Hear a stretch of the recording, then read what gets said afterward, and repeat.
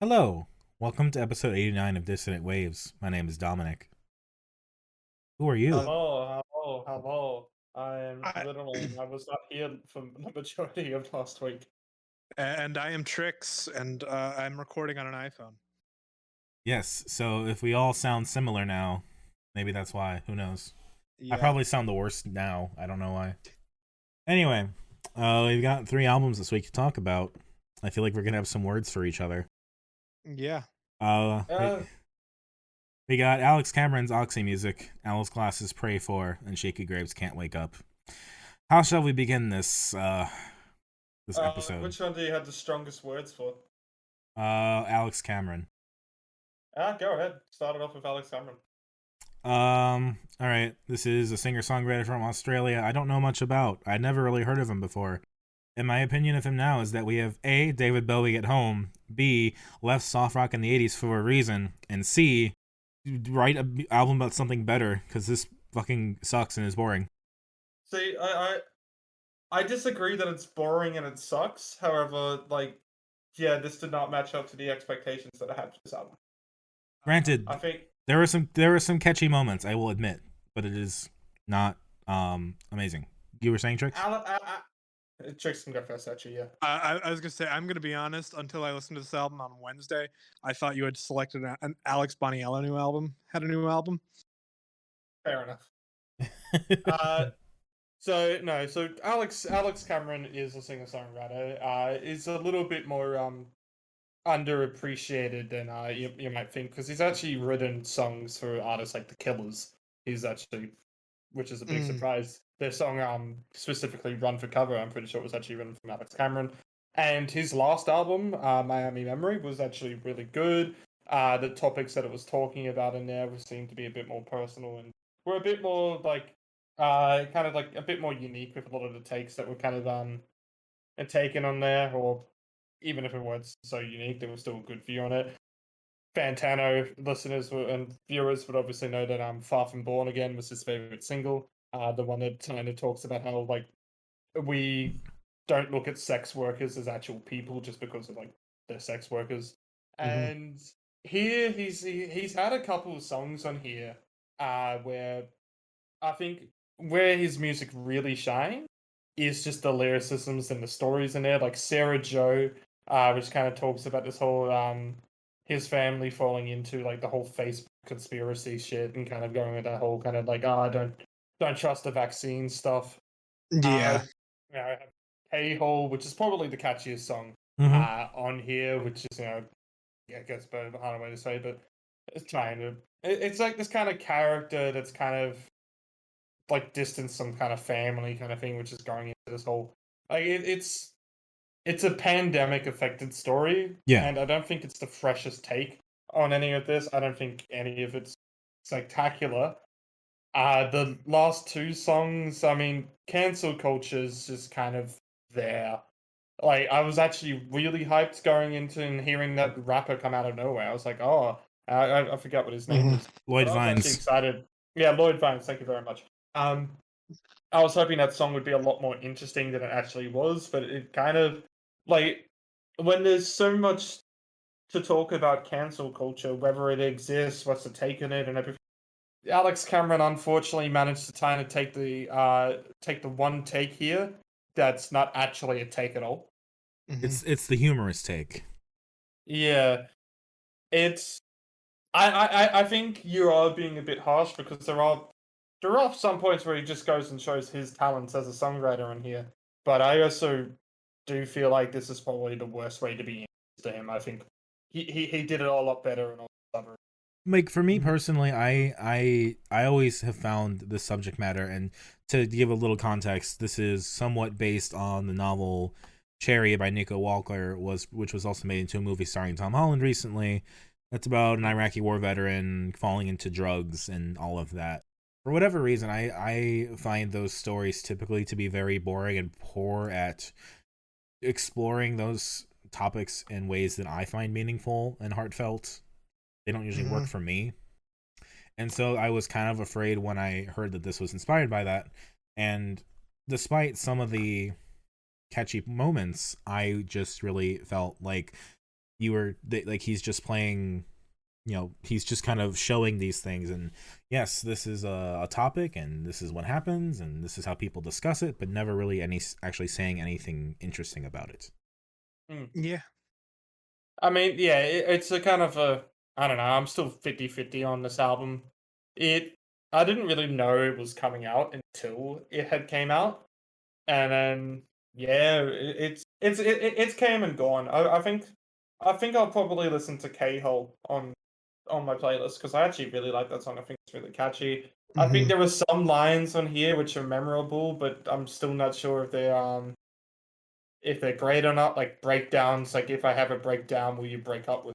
Is like I get it. It's kind of cheesy, and I'm not sure if it's cheesy in the good way or cheesy in the bad way yet. You're acting like he said cunt in the song. Yeah. That's K-Hole though. I know. I was referencing another interesting line. Oh yeah, sorry, my bad. Best Life, I would say, is actually still a pretty decent opener to this record. Like Best Life and Sarah Joe give me a lot more hope for this album than I actually end up getting at the end of it.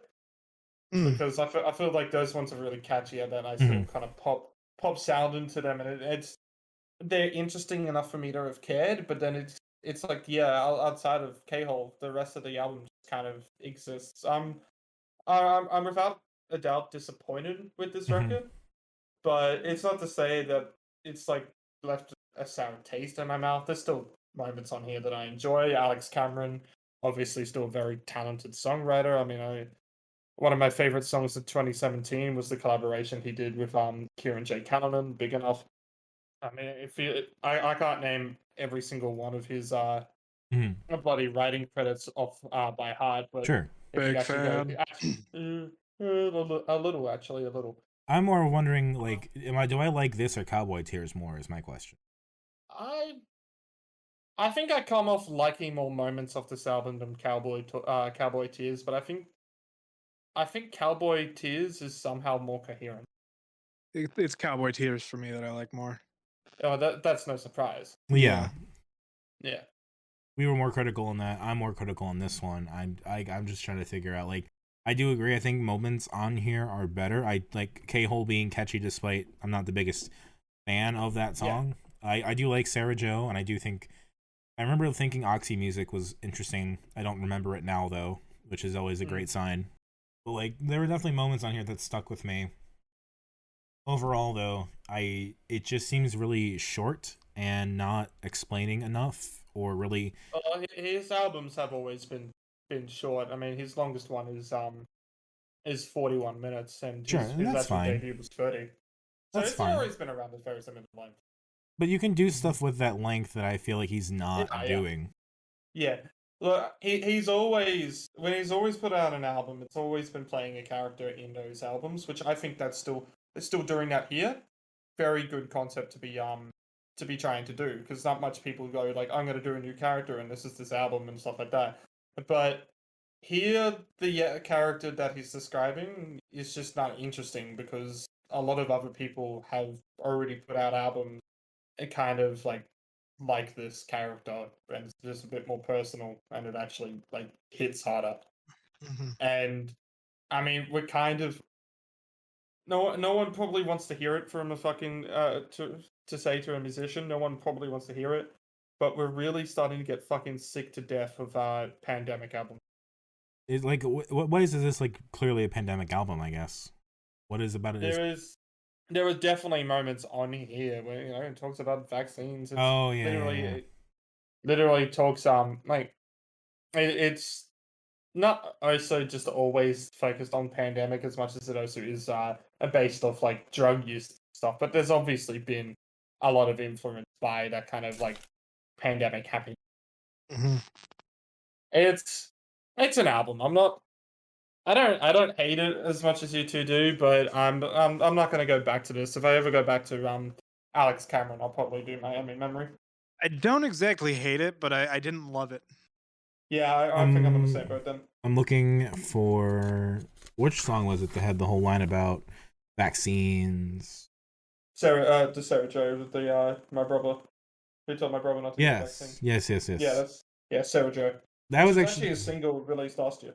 that was probably the part I actually liked the most, was kind of that commentary. It was I thought it was like that was a decent song. That one I liked. Hmm. But like when you get to like Prescription Refill, like I thought that was kind of where Yeah. I kind of just like, okay, whatever. Mm-hmm.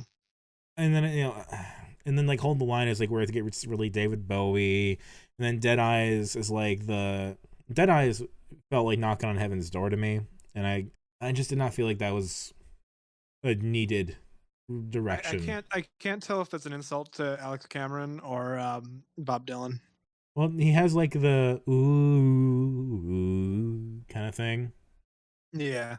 and he has kind of that like a vocal affectation that's not Bob Dylan, obviously, but Mm-hmm. sounds kind of like that. I think that's more of a dig at Yeah. this, but instead of I it's wanna Skinny White say Boys. as well, even though I haven't been giving this glowing review at all, it's still not my least favorite of the week. Yeah. I mean, we can talk about Alice Glass in a minute. Oh, I'm hoping we do. Look, I mean, I think this is a worse album than Alice Glass. Oh. Like, I'm not gonna say I love that album either, but I still like Alice and I still like her concepts. Like, I don't think that album's super strong, but there's more for me there than here. That's fair enough.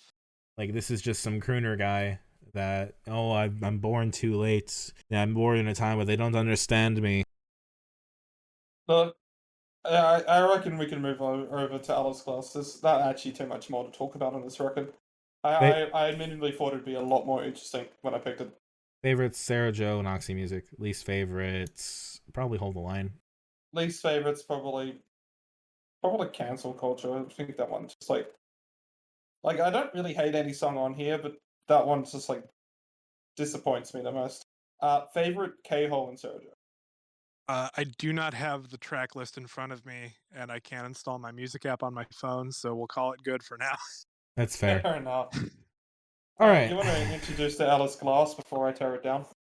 All right. So we've been on this train for 80 some episodes now, getting from Crystal Castles to Crystal Castles 2 to when Trix and I did Alice Glass's EP and solo work in a mini-sode.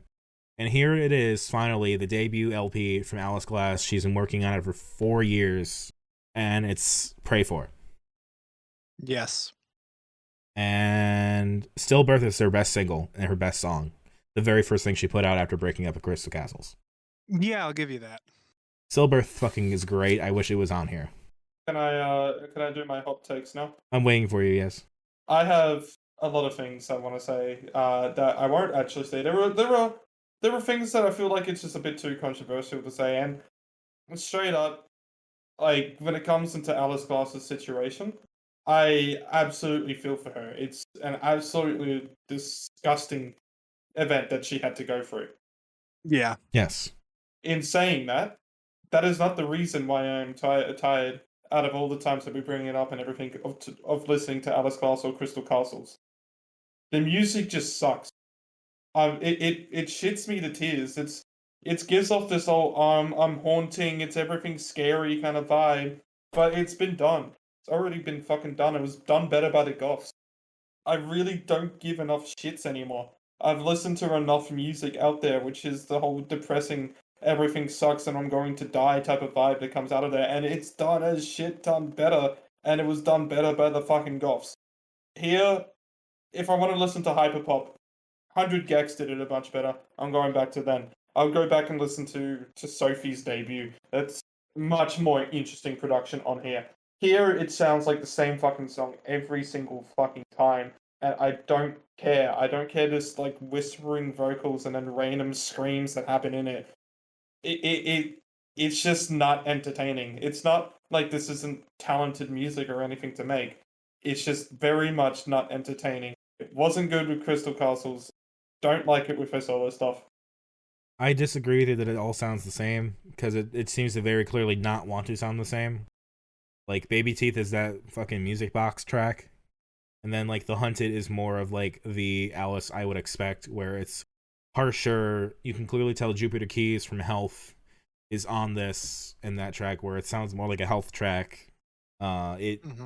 Like I don't think it sounds the same, but I can definitely see where you're coming from. Like Health have changed their styles a lot more times than fucking these have. yes, I agree with you. Like I was hoping for the final like this is me, this is how I can evolve beyond and do more as my own self as a solo artist. And I don't want to be too critical in terms of like, you know, she's going through a lot of trauma and stuff and she has to make music to heal and this is what she comes up with. I get that. I just found other Alice Glass tracks to be better and I was hoping the album would be going more in that direction. And what I find here Can is I say some lyrics after you? You can talk first, but can I say some lyrics back to you? yeah. And I find like a lot of the tracks are so calm and mellow and like trying to be haunting, like you said. The songs like Pin Beneath Limbs are just not comfortable to listen to because it's like, okay, I understand what this is. It doesn't really do anything for me or like make me have more thoughts or opinions or feelings that I didn't already have. I there was some tracks I liked, definitely, but you go ahead and say what you want to say. I'm fading fast. I'm fading fast. It's in my head. It was always in front of me. It was always in front of me. Can you believe me? I know. Doesn't matter. Wearing part of you if you don't. Am I going to hell? Doesn't matter. That's the opening to this album. Has any one of those lyrics actually hit hard? No. No. Nah. It's very like I'm absolutely sure she's going through a lot of trauma, but I can't tell that from the songs. Like if she wants to be more mellow and kind of marry that with like a more intense song style or even like a like more industrial or harsher sound, like I feel like I Trusted You is at least a decent attempt at that. That's also the track from 4 years ago that's on this album. So like kind of like Hikaru Utada, this is a pre-pandemic and kind of like released in this stage of the pandemic album. And I will say as well, when it comes to like putting trauma into songs, you don't have to do it. You don't actually have to. Like if you experience trauma, that doesn't have to be your life or anything. But this does read as she's trying to vent with the trauma, but it also feels like she's like holding back on it, and it's kind of just born into lyrics that are just really generic. And that's one of the issues that I have is that it's just like I will think of very generic lyrics all the time when I'm just thinking of random songs that I never create. And it's kind of like, okay, well there's a tune that can work with this. And I feel like that's what these lyrics are. They would work with a tune, but they were supposed to be a placeholder and never actually got made into anything. Yeah. That's just how it feels going. Yeah. It's something I wish could have been a lot more and never became more. And instead we just got something like I've used the expression generic experimental before. That was when we did LSD. I don't think this is the same level as LSD just because it's a different type of vibe. However, they have good comparisons to make here, in which like it feels like the music's out there to go like, look how alternative this is, but we've heard it before. Can you do me a favor, We've heard it Ritz? better. Can you listen to Stillbirth? I'm gonna link it to you. Can you just listen to Stillbirth and tell me what you think of it? Yeah. And while Ritz listens to Stillbirth, I'll just get my thoughts out, which is this is not an album for me, I guess. Yeah, in what way? I don't know. It sounds like something I might have enjoyed more in high school, back when I was in my heavy, more weird electronica phase. But now it's not for me. It felt kind of boring. I could not tell you any individual track off of this album. It all just kind of blended together. It's not for me. What sucks is that like she knows people that are like in hyperpop that are in these genres that have a lot of success who could help her more. I feel like like she was friends with Sophie. She knows Dory and Electra. She clearly has a connection with Health. Yes. I feel like, you know, beyond just, you know, saying that or maybe doing a collab with Zola Jesus or something like that, work with them more and get some features. Do something. I don't know. Yeah. Get more voices. Some full, by the way. Was I it? just want to quickly add. Yeah. I haven't listened to it in full, by the way, but I'll just say right now, the intro, the music on here, a lot better than what's on this album. Yeah, that's what I kind of expected on this album. Yeah, if we got a lot more, this one's like going into sound. It's less holding back. It's actually a lot more coherent with the sound. It doesn't sound like it's just a mess for the sake of it. Yes. Yeah. And he's going back to it, which I appreciate. Thank you, Ritz, for doing that. And like the thing, I am an honest man.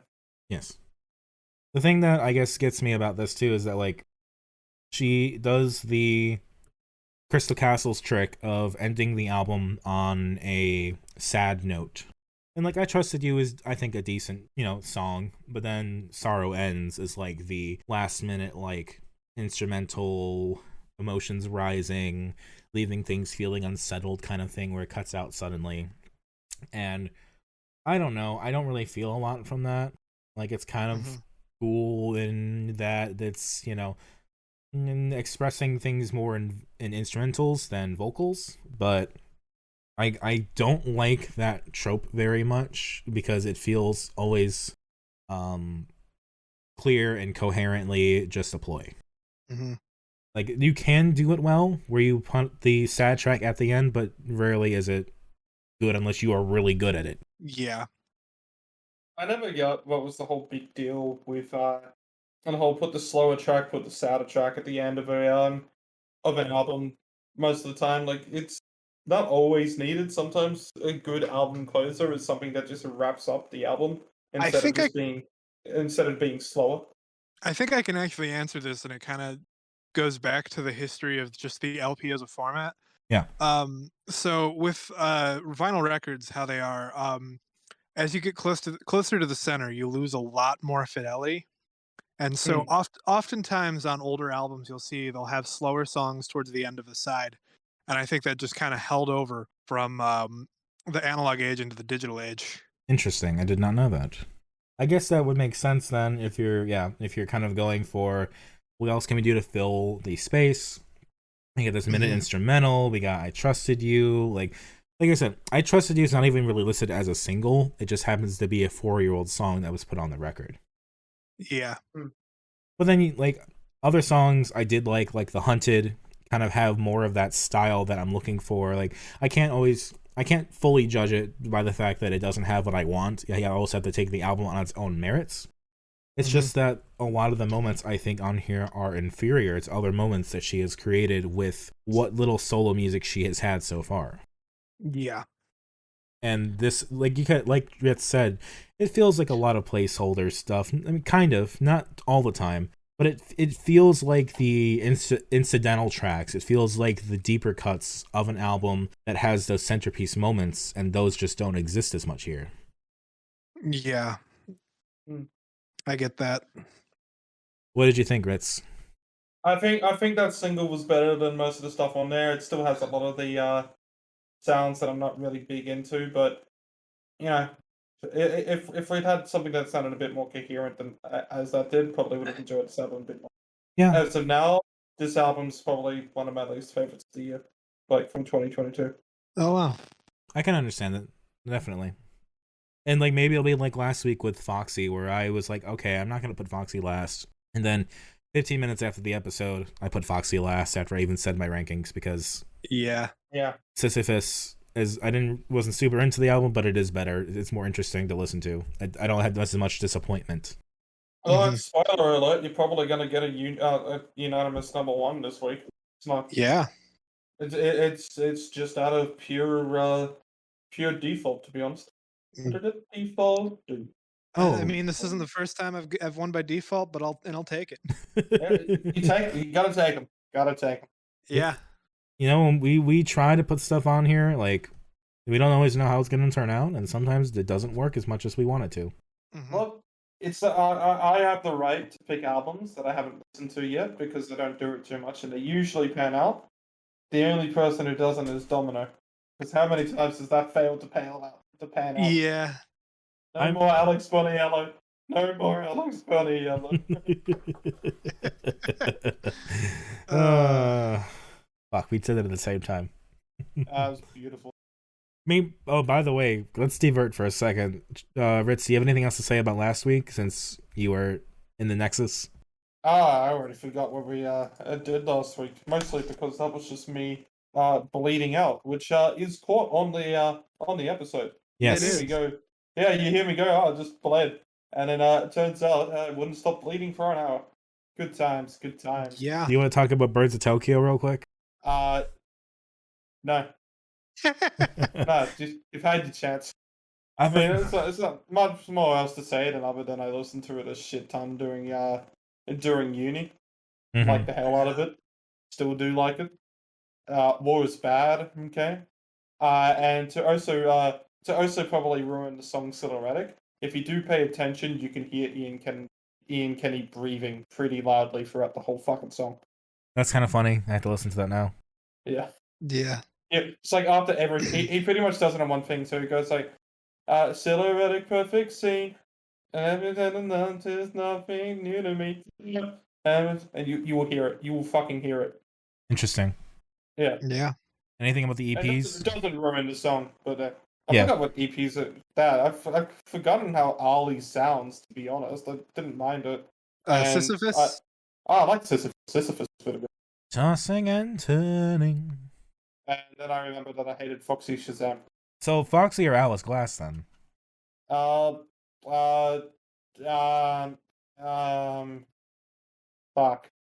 Alice Glass. I'm going Alice. Alice Glass is. They both suck. I don't like either of them. At least Alice Glass for me didn't have me thinking like, oh, I could just be listening to Of Montreal now. Yeah. I mean, but Alice Glass did have me thinking I could just be listening to Health right now. Yeah. yeah. I mean, Jupiter Keys is here. He used to be in Health, so there you go. Yeah. Alice Glass somehow became a Health side project in a way, or a spinoff. Another good one. No, I refuse to pick. They both have their issues. I'm sure we'll be able to pick when they're both in the bottom 10 at the end of the year. Oh, Yeah. probably. Not picking now though. No, but I'm disappointed that I've already put 2 candidates on the board. It happens. Don't worry, I'll intentionally pick a bad album. Tones and I Part 2. It's I saw a coming. new Tones and I single, yeah. The album's coming this year. It's very generic actually, which is so far her best song. I have not listened to it and I do not care to. Yeah, fair enough. I'm down to listen to it if you put it on the podcast. Yeah. Alright, next week we're doing one song and one song only.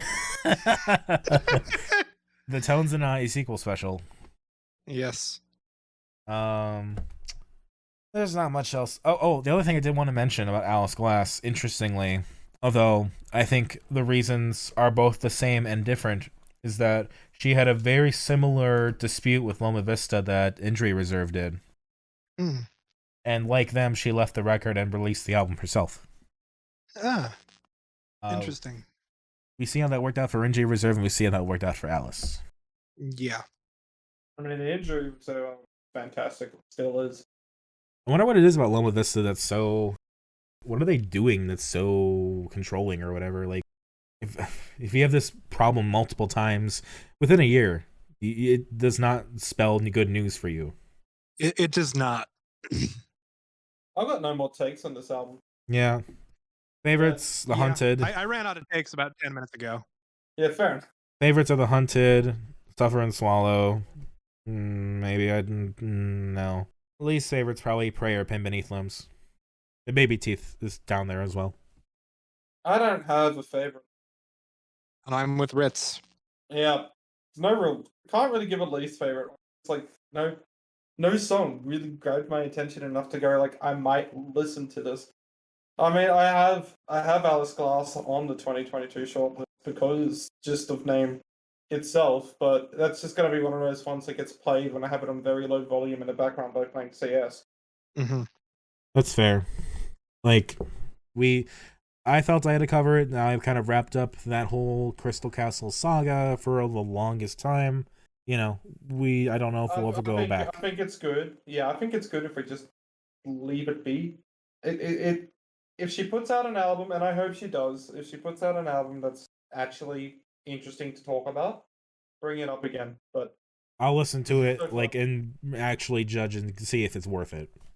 But you also got to remember, this is also all views coming from a person who didn't like the first Crystal Castles album, which everyone else seems to really like. Yeah. And this is the person who grew up with that band in high school as my favorite band, and this is where we are now. Mm-hmm. Don't worry, it was a brand new fan. Yeah. Still don't forgive Jesse. Yeah. Anyway. Anyway. Well then, should we go on? Should we go on a introduce better note onto a much better album? the Default of the Sure. week? And I honestly really like this album, and Way to walk in the bar and ruin the mood. a good album. Can't wake up. Shakey Graves. So there was actually a moment on this record where I had actually gone, I don't mind this song. I might actually listen to it regularly. And then it went to the regular Shakey Graves part and just became kind of like there. But it was actually really reminding me of Dope Lemon, which I don't know if either of you two have listened to Dope Lemon. I am unfamiliar. I'm unfamiliar as well. It's Australian slacker rock. He's Angus Stone from Angus and Julia Stone. He's done the slacker rock project, which is actually like really good. And it had very similar sounds. And there were kind of moments on this album which did that. And it was straying away from that fucking annoying country shit, which I really still am not into. And yeah, this is the most I enjoyed a Shakey Graves record, and it was kind of like, yeah. Ironically, this is the least I've enjoyed a Shakey Graves record so far, so we're just on opposite ends of this spectrum. Oh, I can believe that, honestly. But it's still the default winner of the week, so... Yeah. Yeah. I just really like Shakey Graves. I really like Shakey Graves' country shit. This is fine. I like some of the songs here quite a bit. Mm-hmm. But it doesn't catch me, grab me, shake me as much as Roll the Bones X does. Yeah, I can understand that. Like, I like songs like My Neighbor and Dining Alone, I think is fun, and I really like the beginning of Ibophobia. Oh yeah, Ibophobia is great. I like old-timey sounding shit. I think that's really fun. Oh, yeah. I like when Shakey Graves does it. It's just cool. Yeah, I will say some highlights. I'd like to point out Kids These Days. I really like the how it's like the we're expecting so much of kids these days when they're really just fucking kids. Mm-hmm. And Cops and Robbers is really good. Yes, Cops and Robbers remind me of like an MCR song. What's the song called? It's off 3 Cheers. Let's go back into 2002. And I also really like kind of the desolate feel of Mansion Door and how it kind of has this creepy, like, you step beyond the mansion door. Oh, I don't remember what song it is. There's only so many songs of Tears for Sweet Revenge. I can't listen to it because it's going to bleed into the recording. This is now the emo podcast. It's just Dominic complaining about how MCR hasn't put out a new album for... But there's a very similar, not very similar, like a similar MCR song about like holding up like a place. It's a stick up, you know, guns in the air, hands in the air, blah blah blah blah. Yeah, it's a tone setting thing that was on 3 Cheers. Can't think of the song right now, but I thought of that. I thought of MCR throughout that song. Fair enough. But this is not MCR. This is Shakey Graves. And Yeah. I do appreciate an artist going out and trying something different. Yeah. And he's still... Go ahead. I was going to say, this is kind of his toe dip into bigger band, sort of more formal, sort of like you've got like actual like other musicians collaborating on it, and it's not just him with a guitar. Yeah, you can tell like most of the vocals have like someone backing him, even if it's himself. Yeah. There's like a dual track for a lot of the stuff, and sometimes it's like out of sync slightly. Kind of interesting. Which works for it. And like, you know, he's a guy that's like in his early 30s at this point, and he's put out a lot of stuff. Like, I still think he's really impressive, even if I don't find this album as appealing. Yeah. It's interesting how tonally different you can have a song like Georgia Moon and Ephemophobia, whatever, however the fuck it's pronounced. Ibophobia. Ibophobia. Coming from the same artist. That's impressive. Absolutely. Or like, only again, Shakey Graves could do that. Alice Glass couldn't do that. Yeah. King Gizzard couldn't do. Alex Cameron couldn't do that. Yeah. Apparently not. I was hoping he could. I don't have a ton to say about this one, only in that like it's not as good as the others, but still good. And like songs are pretty hard hitting politically, like My Neighbor and stuff like that. And Dining Alone's an interesting look at like just a guy who doesn't have much going on and has a decent fantasy, but just is boring, and he just lives a sad life. Yeah. And you have those moments next to, like, pretty close to stuff like Cops and Robbers, which is a more exciting track, and he definitely knows how to do like dynamics and like tones and tonal shifts and those things that make an album interesting to listen to. Yeah. Plus the skits are gone, and he's not doing anything stupid like that Seal song. Yeah. Good songwriting across it, if you ask me. Mm-hmm. I still have to figure out like what it is about Shakey that makes him so popular in Texas, but he's still not like super high in like the Billboard charts or anything like that. I think it's just your case of like a classic cult following. I suppose, but I never heard of Shakey Graves before this podcast, and he's been pretty prolific and seems to have quite a bit of attention. Yeah. What was that? The artist that you asked me though, like, I guess they turned out to be pretty prolific, or not prolific. I had a lot of attention. It was an Australian-born duo or something. Have I ever heard of them because they're Australian and turned out to be Christian pop? King and Country. That's it. Yeah. Yeah, my I was gonna say there's a lot of artists out there which you think you will know and then you don't know, and turns out that they're really popular. And that's not the case with Kings of Country though, because why the fuck would I listen to Christian pop? But same. Yeah. Well, my cousin, she's into that stuff, and she's like, well, surely he must know about them if he's from Australia. They're Australian, you know. yeah, I'm like, fine, I'll ask. I doubt it'll go well, but I'll ask. And yeah, They're American as hell. They just happen to be born in Australia. yeah, Yeah. it's like I said, it's like the same way how Catfish and the Bottlemen are Australian because the lead singer was born here. No, they're English as fuck. The only difference is that we actually like Catfish and the Bottlemen. The cover art's interesting, I think, of this album. Yeah, it's very dreamy. Yeah, like it reminds me of like Babe Pig in the City. Yeah. Everything's kind of cartoony and really well set design built, but like, you know, not for kids. Yeah, it's got like a Twisted Wonderland kind of feel. Yeah. Also, of course, ibophobia, fear of palindromes. Mm-hmm. Had to put that out there because Yep. I didn't make that connection. Because ibophobia is a palindrome. Yeah. I did not realize that. The only one I know by heart is Scripitalia. And, you know, they made ibophobia, it's a trigger because you're afraid of palindromes, yet the word itself is a palindrome. Yeah, it's like the fear of long. Yeah, long that's what I just said. Yeah. Oh, I didn't hear it that well. Hippopotamiscrophobia. Interesting. It's one of those words that you learn in high school to do a joke to everyone. Like anti-disestablishmentarianism. Which we should really get on, by the way. Yeah. Anti-disestablishmentarianism. Maybe. The other word I got taught was new mono-ultrascopic ultramicroscopic silicopic. All right. Mononucleosis. Which is, I believe, it's just literally a disease that you can get from inhaling dust. Mm-hmm.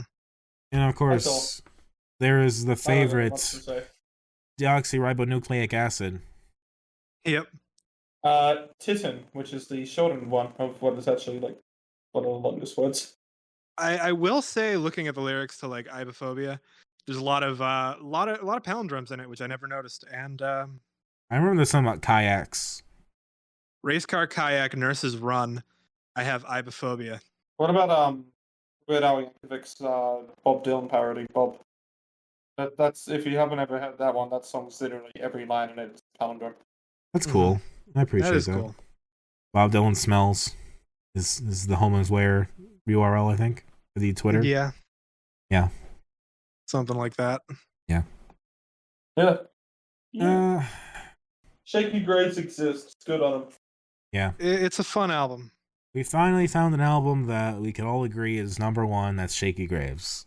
Yes. It's number one in a week of disappointment. Oh, here's this album didn't disappoint me. That's pretty much the compliment I give it. Let me since this came up last time we had a week of disappointments. Where would you rank Hikaru Utada against these? Number one. Below Nice. Shakey Graves. All right, interesting. You really like this. I really like this album. I think Hikaru Utada is maybe better. Shakey Graves will at least be in the conversation, but yeah, it's just a weaker week for music. Mm-hmm. I reckon Shakey Graves probably would have been like middle of last week as well. I put it above Foxy, obviously. Yeah. Don't know. I probably put it with Ali, to be quite frank, because I enjoyed Sisyphus more. That's about it. I got no more comments. Yeah. All right. Favorites. Yeah. My Neighbor, Cops and Robbers, Dining Alone. Least favorite, Foot of Your Bed or Tin Man.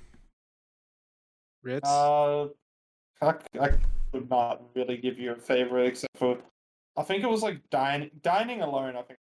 Yeah, right. I like the whistle part, and that's really cool. Yeah. Yeah. Least favorite. At its worst, it wasn't bad. It was just like not memorable. So You can't really remember. Got it. Gotcha. For me, favorites: Kids These Days, Cops and Robbers, Mansion Door, Ibophobia, Big Bad Wolf. That chunk from Cops and Robbers to Big Bad Wolf is just chef's kiss. Yeah, that's definitely the best section. Like the middle chunk is the best chunk. Yes. I would say Dining Alone to like Big Bad Wolf or Backseat Driver is the great chunk. Yeah. But no least favorites. I like this album. I like Shakey Graves. Alright, so we rush the rankings, which I'm going to assume might be very unanimous. Number 3. Thanks. Yours might be different, Dominic, so Yeah. let yours go first. Number 3. Alex Cameron. Number 2. Alice Glass. Number 1. Shakey Graves. Tricks, we're swapping Alex and Alice. Yeah. Yep, cool. Alright, we're done. So I want to know if you two have already guessed what I am picking for next week. Next week is the 2022 episode. I have one guess. You have not. I have one. I have one guess. I said something. I'll get you to do that guess after I just reveal what the clue was again. Okay. Yeah, the clue that I gave was that it was in anticipation for Sonic 2, which comes out very soon. Oh, Yeah. You did say that. Yeah, you did. What was your guess, Dominic? It's not going to be right. It was Weezer. Nah, I'm sorry. I will go last, and you two can put out a guess. Just as you do your reveals. Okay. Okay. I'll go first, I guess. I was initially going to do another sort of country Americana album, much just to piss off Ritz. But then I saw that last week, an artist that we covered in 2019 and haven't covered since put out an album the other day, and it's different than what they did than the album we talked about in 2019. And so I'm going to bring us back to the very first episode, and I'm going to be doing the new Hot Flash Heatwave album, Sportswear. And that is now the longest we have gone in between artists. It is. Which means I should bring out Jungle Giants in exactly 5 weeks to piss you off. That means I'm going to bring out Devin Townsend even longer. Yeah. Fair enough. Would you like to do a guess?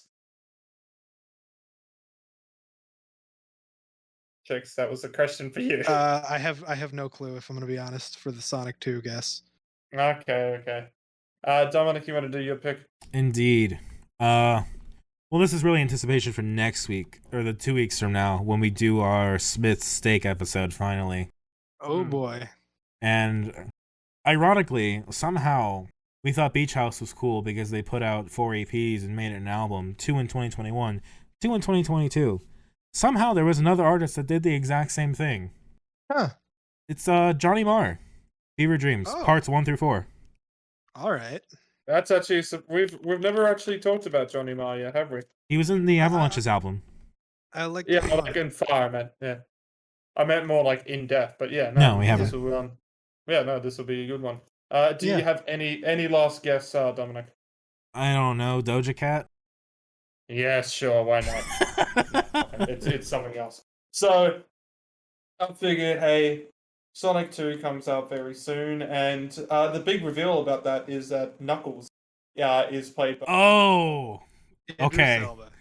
And Corday. it turns out, very early this year, the EP finally got released between Lime Cordial and Idris Elba, Cordy Elba. A random 6-track EP, which they released a couple singles of, so like half the album had pretty much already been released, but it's whatever. And surprisingly, when it comes to these collaborations, they've both worked on it together. It's not just added in filler. It's actually a proper collab album. So we're That going is to do it interesting. and be prepared for Sonic 2. Alrighty then. I did not know this album existed. All right. This is cool. I dig this choice. Yeah. All right, so to recap for everybody, that is Lime Cordial, Cordial. I Cordial. think. Lime Cordial, Lime Cordial, and Idris Elba's Cordy Elba, Johnny Marr's Fever Dreams Parts 1 through 4, and Hot Flash Heatwave Sportswear. Yes. I guess that's been an episode of Dissonant Waves, everybody. Things have been said. I've been Dominic. You can catch me online on Twitter at DACICHOCKI. And what's the point of living anymore? Fair enough.